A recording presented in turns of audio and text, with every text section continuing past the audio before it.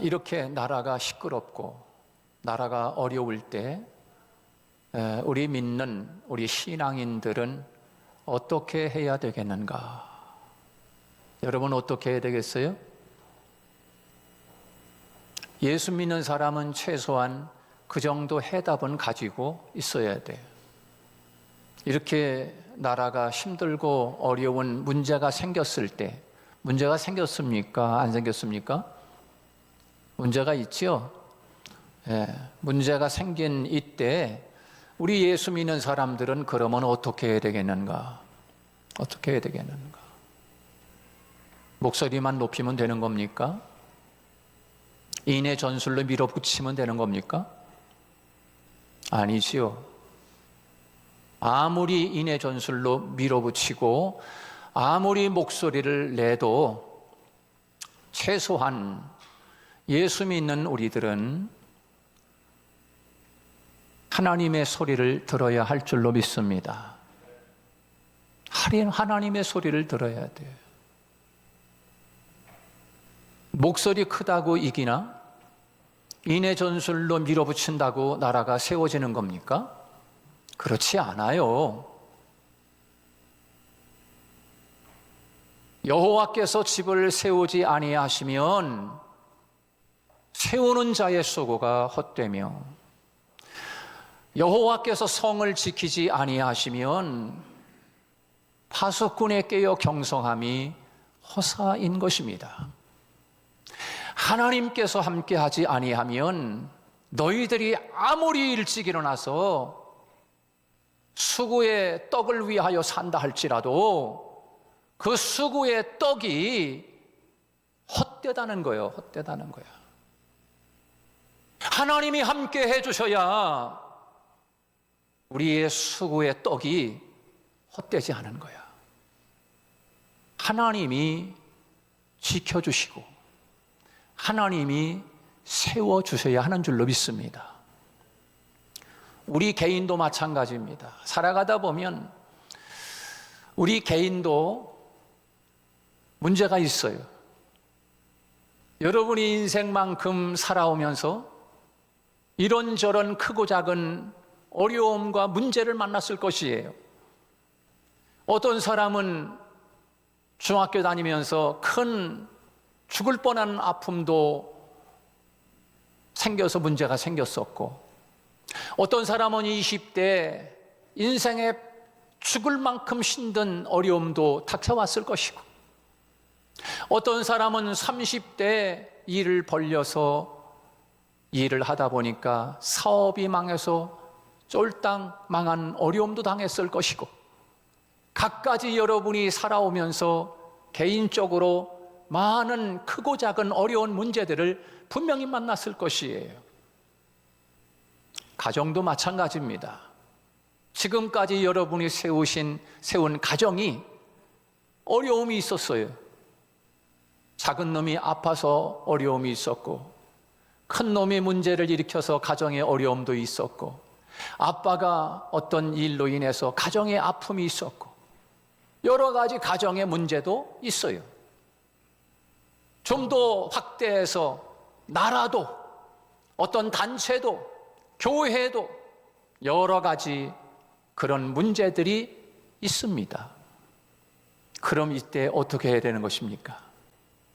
어떤 사람이 모처럼 배낭을 꾸려가지고 오지에 전혀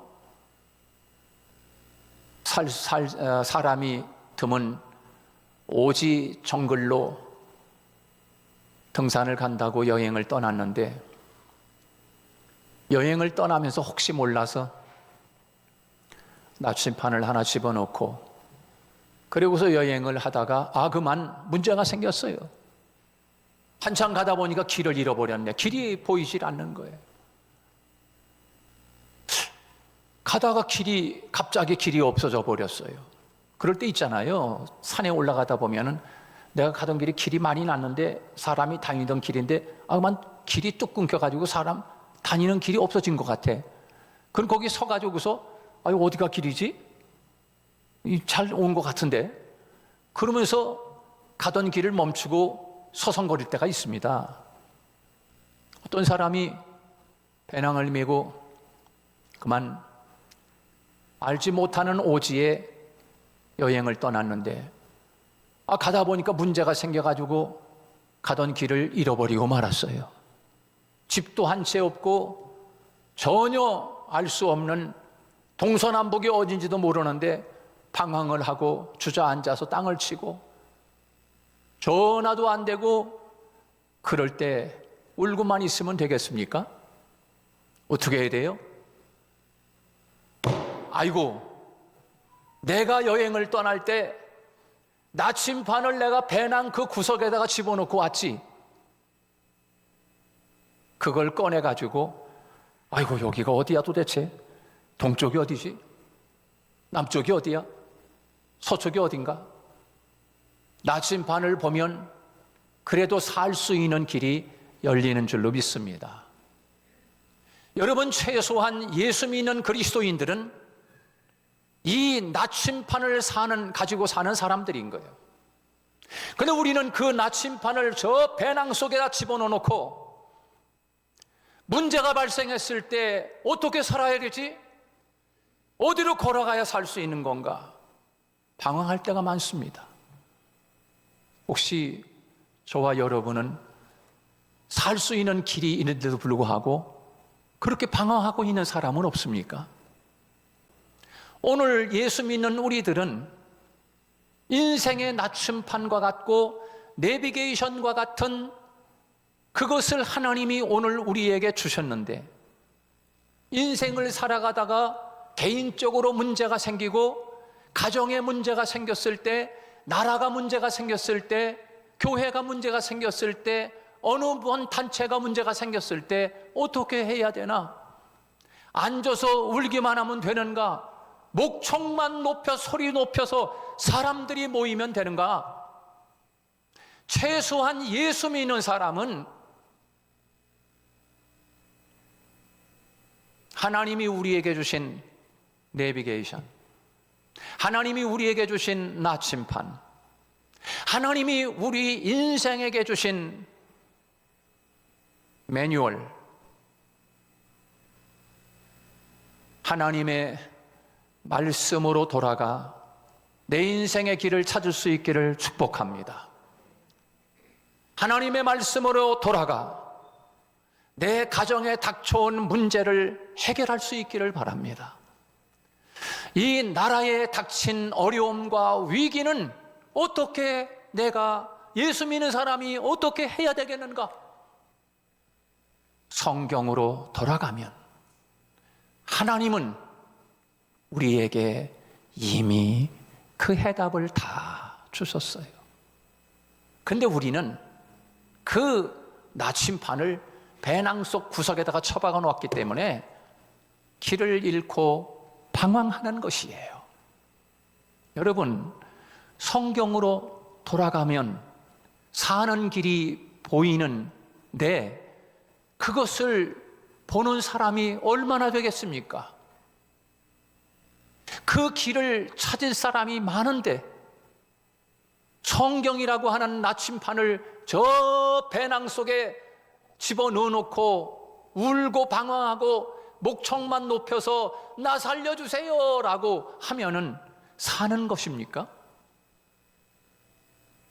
우리 성도들, 하나님의 말씀으로 돌아가는 여러분이 되기를 축복합니다.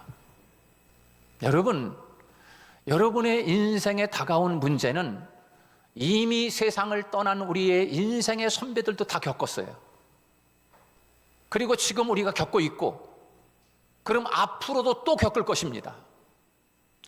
여러분의 가정에 닥친 문제는 우리의 인생의 선배들도 다 겪었어요.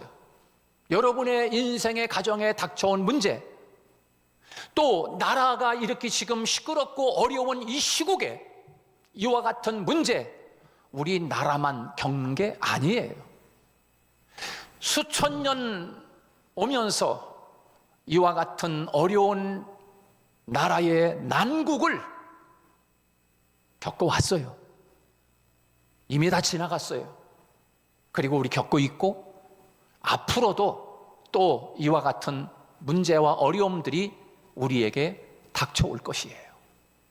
그러면 이와 같은 때에 그리스도인 된 우리들이 어떻게 이와 같은 어려움 앞에서 우리들이 취해야 할 행동과 모습은 무엇인가? 하나님의 말씀으로 돌아갈 수 있기를 축복합니다.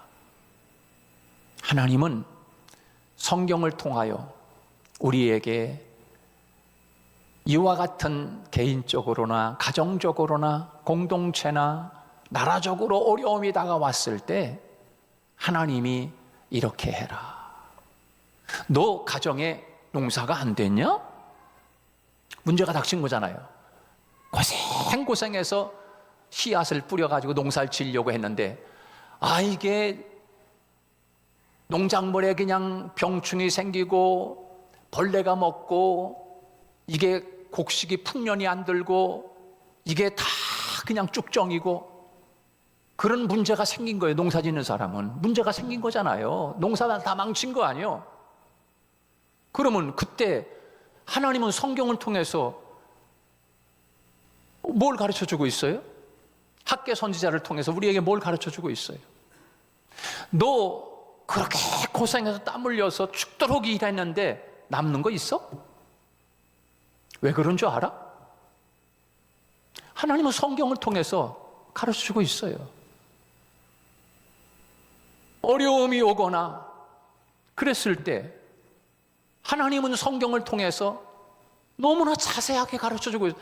뭐 희미하게 가르쳐주는 게 아니야. 성경은 아주 거울로 보는 것보다도 더, 여러분 요즘 거울이 얼마나 잘 나와? 거울을 보면은 너무 잘 나와. 거기다 더군다나 요즘 카메라 찍으면은 이 실물로 보는 것보다 더 자세하게 보여. 그렇잖아요. 그런데 하나님은 그것보다 더 확실하고 정확하게 성경을 통하여 우리에게 보여주고 있어요. 거울처럼. 근데 우리는 그 거울을 안 봐. 거울을 안 보니까는 얼굴에 뭐가 묻었는지, 뭔 행동이 잘못했는지 잘했는지를 몰라. 잘했대 자기가. 하나님 자리에 있으면서. 너무 기가 막힌 거 아니야? 여러분 성경을 보세요. 성경. 그거는요. 모세 시대 때지. 그게 모세가 이스라엘 백성들 이끌고 강야를 지나서 오면서 뭐 힘드니까 모세한테 덤벼들기도 하고 가다가 다 죽기도 하고 그런 거지. 그게 모세 시대 때 얘기지 지금 시대 얘기입니까? 그럼 성경 보러 봐. 그 성경이 하나님 말씀이 아니면은 구약 시대 때 이스라엘의 역사책이지. 그게 성경이야? 그러면 무슨 예배를 드려? 이거는 신약은 예수님 당시에 예수님의 제자들과 사도들이 기록한 거지. 이게 우리 무슨 상관이야? 이게 예수 믿는 사람이 이렇게 얘기할 수는 없잖아요. 66권은 하나님이 우리에게 주신 계시의 말씀이고, 우리가 이 세상을 살아가면서 겪는 모든 문제를 총체적으로 해결해 주시는 하나님의 해답을 명확하고 정확하고 확실하게 보여주는 해답을 우리에게 주고 있는 메시지가 성경 아닙니까? 내가 극도로 어려움을 겪거나 힘든 문제가 생겼을 때 내가 어떻게 해야 되고 어떻게 행동해야 되겠는가? 야, 욥이 당한 고난을 좀 봐. 욥기 책을 좀 읽어라.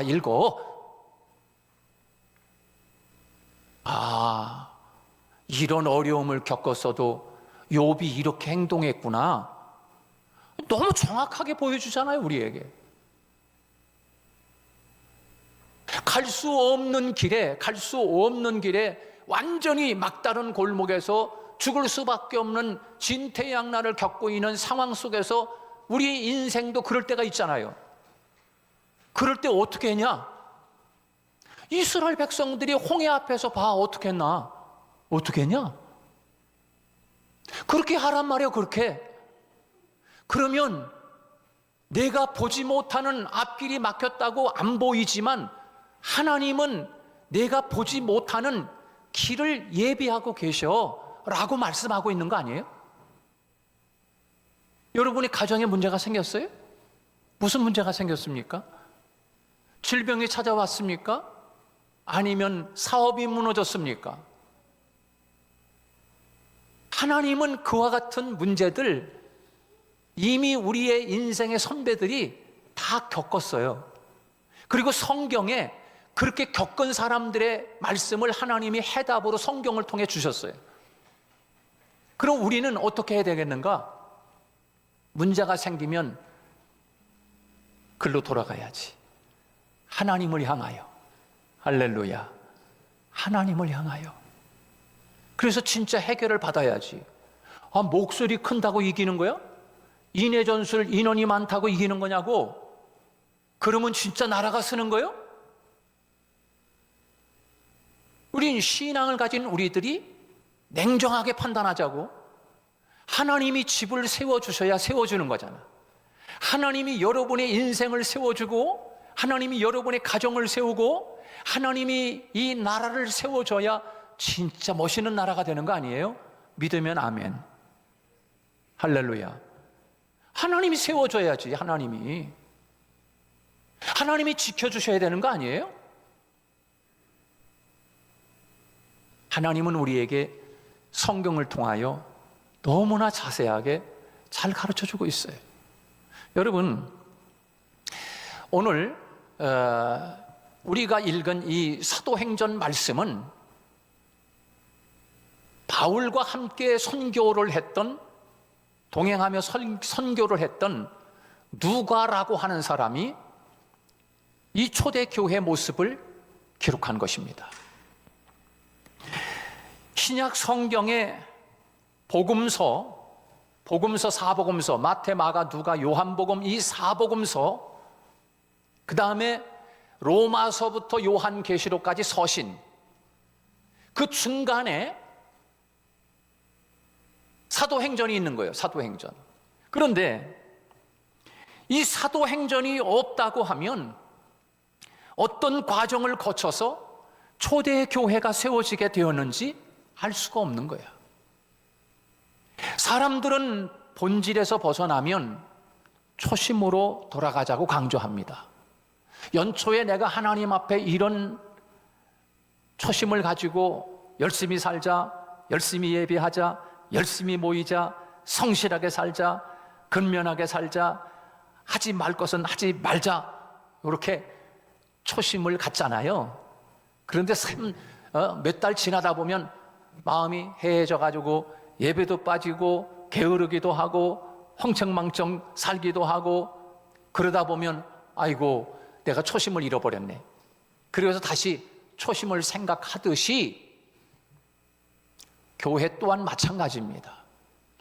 교회가 처음에는 정말 초심을 가지고 교회가 예수님과 함께 교회가 세워질 당시에는 이러했는데 교회가 교회의 본질을 잃어버렸어요.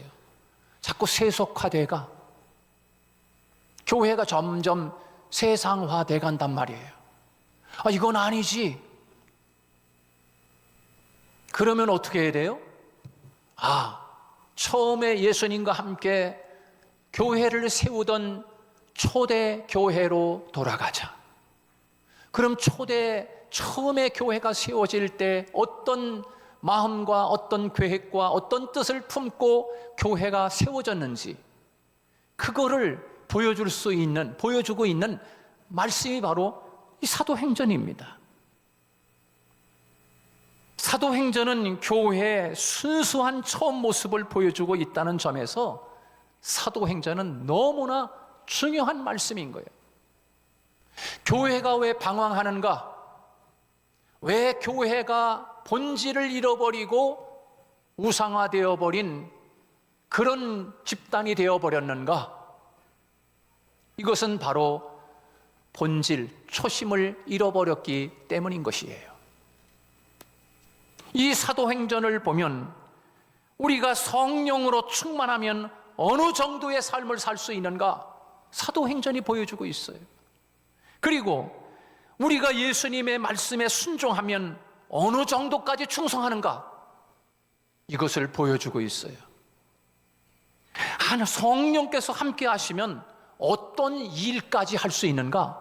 이것도 성경을 통해, 사도행전을 통해서 우리에게 보여주고 있어요. 그래서 초대교회, 오늘 본문 사도행전의 서론의 서론 부분을 우리에게 말씀해주고 있지만, 이 사도행전을 기록한 누가라고 하는 의사는 먼저 쓴 글이라고 하는 것은 누가복음을 이야기하는 거예요. 그 누가복음 말씀에 먼저 쓴 글에도 내가 강조했었다. 누가복음 24장에서 내가 강조했다. 그리고 다시 제2권 사도행전을 기록하면서 너무나 중요하기 때문에 또 말씀을 기록한다. 그것이 바로 오늘 본문에서 무엇인가? 뭘 그렇게 중요하기에 누가복음에서도 이야기하고 사도행전을 기록하는 서두에서도 또 이야기하고 있는가? 그것이 바로 아버지의 약속이었다. 그 아버지의 약속이 뭔가? 약속의 핵심은 성령을 보내주겠다고 하는 약속이다. 그래서 그 성령을 받기까지 예루살렘을 떠나지 말라. 그 말씀을 들었던 주님의 제자들이 그 아버지의 약속을 기다렸습니다. 할렐루야. 그래서 그 기다림이라고 하는 말을 반대로 생각해서 오늘 설교 제목을 빨리빨리 인생. 너무나 우리는 성급한 시대를 살아가고 있는데 아버지가 해야 할 일을 아버지께서 해야 하는데 우리들이 하려고 하다 보니까 불협화음이 생기는 거라. 이게 하나님이 하게 해주셔야지. 우린 너무나 성급해. 근데 오늘 본문에 보면 기다려라. 아무리 급해도. 그러면 아버지가 약속한 건 분명히 지켜. 약속. 하나님의 약속, 하나님이 한 번도 어긴 일이 없다. 있습니까? 하나님은 한 번 약속하시면 회전하는 그림자도 없다. 하나님은 정확하게 약속하신 분은 그대로 말씀, 하나님의 성경에 말씀하시면 그대로 된다. 그대로 된다. 너희들이 말하면 말한 대로 내가 내 귀에 들린 대로 해줄게. 하나님이 그렇게 말씀하셨어요. 그래서 우리는 말한 대로 내 인생의 방향이 잡히는 거라고. 부정적인 이야기하면 안 되는 이야기, 안 되는 인생의 방향이 정해지는 거라. 긍정적으로 되는 좋은 이야기하면 그 사람은 날마다 되는 인생의 길을 걸어가고 있는 거라고. 그래도 안 되는 부정적인 이야기를 자꾸 하랍니까? 좋은 이야기 할 수 있기를 축복합니다. 털어내세요. 입에서. 자꾸 마귀는 안 되는 것만 이야기한다고. 안 되는 것. 자, 오늘 본문 말씀에서 우리에게 사도행전을 통하여 하나님은 가장 중요한 약속, 하나님 아버지의 약속, 그 약속이 뭔가? 성령을 받기까지. 그리고 기다려라. 그래서 그 말씀을 들었던 성도들이 모이기에 힘썼어요. 첫째, 모이기에 힘쓰고, 두 번째, 전혀 기도에 힘썼어요. 그냥 기다린 게 아니라 마음을 같이 해서 기도에 전혀 힘쓰니라. 이렇게 얘기했어요. 그때 하나님은 약속을 보내주는데 어떻게 보내줬는가? 불같이 보내줬어요. 할렐루야. 바람처럼 보내줬어요.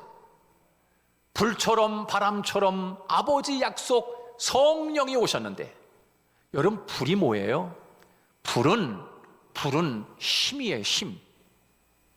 그래서 이 불을 받아야 이 일을 할 수 있는 거예요. 이 일을 해야. 불 안 받으면 일 못해요.